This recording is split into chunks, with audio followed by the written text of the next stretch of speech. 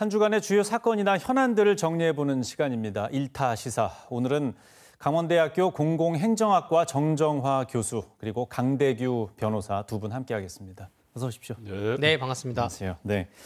자, 오늘 이재명 대통령의 국회 시정연설도 있었는데요. 거기에는 2차 추가 경정 예산안 안에 전 국민에게 15만 원에서 최대 50만 원씩 지급하는 민생회복 소비 쿠폰 얘기가 있습니다. 오래전부터 추진해왔던 정책 중에 하나이기 때문에 예상대로 또 가는 분위기고 또 예상대로 정치적 포퓰리즘에 대한 비판도 있습니다.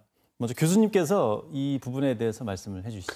예, 최근 우리 경제 상황이 매우 심각합니다. 잘 아시는 것처럼 미국의 관세 충격에다가 국내 소비 투자의 소비 건설 부문의 투자가 위축되면서 지금 우리 경제 당국에서는 원래 우리나라 경제 성장률 0.8%라고 할 정도고요.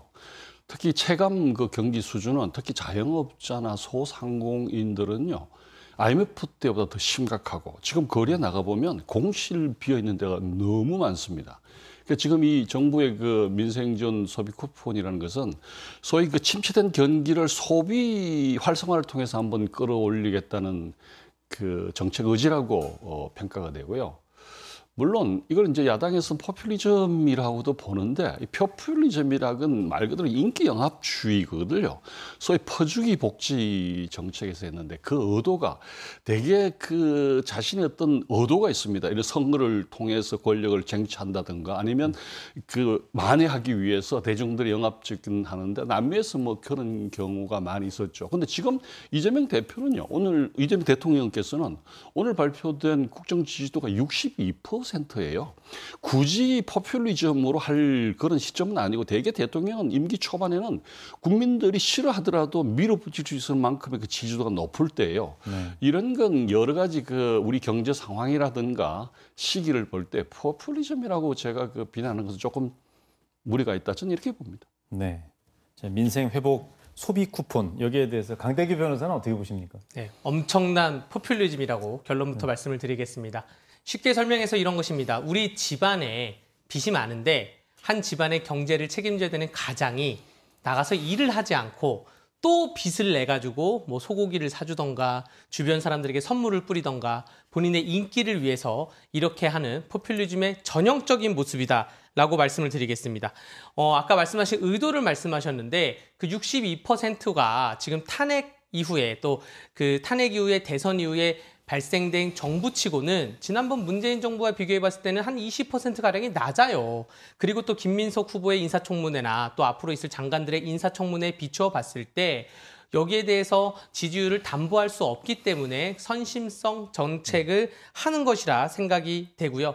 이것이 과연 20만 원씩, 50만 원씩, 15만 원씩 국민들에게 지원한다고 해서 이 단기성, 소멸성 이 포퓰리즘 정책으로 인해서 공실률이 해결되겠습니까? 혹은 소상공인들의 그런 어려움이 해결되겠습니까? 지금 장기적으로 경제 구조를 바꾸던가 이 13조가 있으면 이것을 미래산업 전략에 투자를 하던가 하다못해 SOC를 해서 노동을 통해서 근로를 통해서 돈을 벌게 해줘야지 그냥 돈을 막 뿌리는 거, 그냥 쿠폰을 막 뿌리는 거 이것은 대한민국 경제에 전혀 도움이 되지 않는 인기 영합주의의 정책이라고 할 수가 있습니다. 예. 사례가 있죠. 코로나19 재난지원금 관련해서는 소비 창출 효과가 어느 정도 여러 가지 수치상 있었다 이렇게 이제 결론이 났습니다. 이 부분은 어떻게 보세요? 그 수치가 많이 보는 것은 40%고 적게 보는 것은 없다라는 평가도 있는데 많이 보는 것을 40%라 예를 들자면 소비 창출 효과가 40%다. 20만 원을 줬는데 그 40%면 8만 원을 쓴 겁니다. 그럼 나머지 12만 원 또 안 쓴 거예요. 근데 중요한 게 그 40%가 언제까지 갔냐는 것이죠. 그 쿠폰을 지급하던가 재정지원금을 뿌렸던 그 한 달, 그 일주일, 그 2주일 그때만 40%의 효과가 있을 뿐이지 이게 장기적으로 봤을 때 지금 돌이켜보면 그때 코로나19 때는 4인 이상 집합 금지가 있었고요. 9시 이후에 못 돌아다녔고요. 그렇기 때문에 소상공인들이 어려워서 이것이 생존 수단으로 뿌려졌는데 지금은 그 정도는 아닌데 왜 소비 쿠폰을 뿌리냐 이러한 비판을 안 할 수가 없는 것입니다. 네. 예. 교수님께서 이 부분에 대해서 끝으로 한번 더 말씀해 주시죠.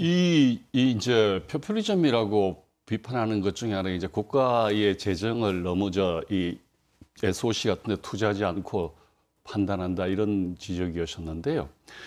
우리 국가 채무가 지금 1,300조 규모인데 GDP 대비로 보면 49%인데요. 이 지금 추경해서 우리 채무 비율이 보면 지난 48.4%에서 0.6%포인트 정도 올랐어요. 우리 경제 규모에서 이 정도의 그 국가 채무는 그 감당할 수 있는 충분한 여지가 있다는 것이고요. 네. 아까 말씀드린 대로 이게 왜 많은 사람들이 이게 자살을 하고 극단적인 선택을 하는 건요, 희망이 없기 때문이에요. 예를 들면, 우리가 뭐, 부자들은 뭐 15만 원, 이게 뭐 돈이겠어요? 그런데 한 달에 30만 원, 50만 원으로 한 달을 지내는 사람들에게서 이건 엄청난 거예요. 그들에게는 국가가 우리의 삶을 눈여겨보고 있고 책임지고 있구나는 희망을 주는 거예요. 이런 측면에서 이 지금의 이 정책은 매우 유의적절하고 또 하나, 지금 그래서 아까 말씀드린 대로 소비에 그 지속하기 위해서 이게 4개월이 지나면 이 쿠폰은 소멸돼요. 그러니까 4개월이 지나면 없어져 버리기 때문에 아마 코로나19 때보다는 이게 지금 우리가 설 수 있는 것들이 여러 가지 제도가 지금 보완이 돼서 그때도 지금 한 20%에서 한 40% 정도의 소비 창출 효과가 있다고 하는데 지금 한 오히려 40%에서 50% 정도는 소비 창출 효과가 있을 것이다. 이렇게 이제 경제 분석가들은 전망하고 있습니다. 예. 잠깐 첨언을 말씀드리자면 국가가 1인당 15만 원, 20만 원 줘서 희망을 주는 거에는 저도 동의를 하면서도 그 15만 원, 20만 원 없으면 살기 힘든 사람들이 있다. 그러면 그렇게 어렵게 사는 사람들에게만 창업 지원 자금을 주던가 혹은 100만 원, 200만 원을 줘야지 돈이 필요 없는 사람들에게까지 전 국민에게 15만 원 주는 이유는 무엇이냐. 그것이 궁금한 관점이고요. 아이가 배가 고프다 그래가지고 밥을 안 먹는다 그래서 아이에게 사탕만 줄 수는 없는 겁니다. 사탕을 주다 보면 나중에 이빨만 썩어요. 이게 지금 요즘 젊은이들이 하는 말이 우리에게 돈을 달라가 아니라 우리에게 일할 기회를 달라는 것입니다. 그러니까 돈을 줄 것이 아니라 일할 일자리 창출에 더 기여를 해야 되는 거 아닌가. 지금 이 소비 쿠폰으로 인해서 19조 8천억 원의 적자 구체를 더 발행하겠다고 국가가 발표를 했어요. 우리는 더 이상 20조의 빚을 더 지게 되는 것인데 아까 GDP 대비해서 국가 채무 비율이 49%라서 우리나라가 견딜 수 있다? 요거는 상대적인 것이죠. 돈이 많은 분들은 견딜 수 있겠죠. 또 국가는 견딜 수 있겠지만 장기적으로 봤을 때는 힘들 것이라 보여집니다. 네. 네네. 일단 뭐 강원도의 이건 그것도 좀 더 보완 설명드리면 네네.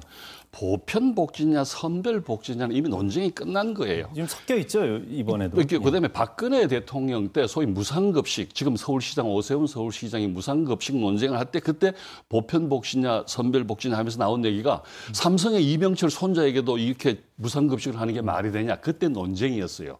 그런 측면에서 얘기를 들자면 이게 선별 복지를 하려고 그러면요, 행정 비용이 엄청나게 많이 들어요. 우리가 아동복지 할 때도 이게 상위 10% 건진한데 한 1,000억 정도 들어가요. 그래서 지금은 복지 개념에 있어서 아까 말씀하신 보편복지, 선별복지 개념은 보편복지가 맞다는 것은 이미 이게 여야 간에 이미 공감대가 형성된 부분이다. 이렇게 얘기하면 될 것 같아요. 뭐 강원도 입장에서는 이제 예산 문제를 언급하지 않았습니까? 이게 이 부분은 오늘 좀 시간 관계상 좀 맞춰야 될 것 같습니다. 다음에 한번 이 내용을 다시 한번 좀 다뤄보도록 하겠습니다. 네, 알겠습니다. 오늘 두 분 말씀 잘 들었습니다. 네, 감사합니다. 네.